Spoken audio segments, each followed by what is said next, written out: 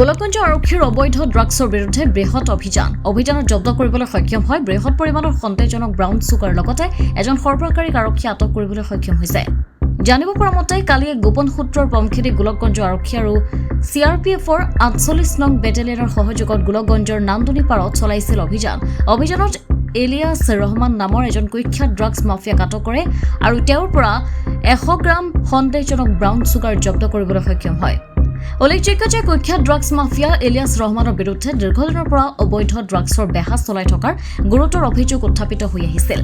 জানিব পৰা মতে এজন কুখ্যাত ড্ৰাগছ মাফিয়াই গোলকগঞ্জৰ উত্তৰ ৰায়পুৰৰ ৰেল গেটৰ কাষত বহুতো কিশোৰক ড্ৰাগছ সেৱন কৰোৱাই ধ্বংসৰ গৰাহত পেলোৱাৰ এক ভয়ংকৰ অভিযোগ উত্থাপিত হৈ আহিছে সেয়েহে কুখ্যাত ড্ৰাগছ মাফিয়াটোক আৰক্ষী আটক কৰি গোলকগঞ্জ আৰক্ষী আৰু CRPFৰ 48 নং বেটেলিয়নক ধন্যবাদ জ্ঞাপন কৰিছে এতিয়া সচেতন মহলে মুকল বা শুনি যা ইয়াত কথা পাতিম মই নাজানো যে এইবিলাক ব্যবসা কৰা তো এইবিলাক দৌৰিছে মই মছজিদতে মোক ফোন কৰি দেখাই আনিছি আনি কৈছে অলবা মই নামাজ পড়া শেষ হয়েছে মই আসছং আসি আমরা লেনদেন করে আমি জানো না মোক আমরা দেখাইছে এখানে আমি আসছং দেখা করবে আমরা সবাই শাড়ি দৌড়িছে আমরা আসি মুখ হচ্ছে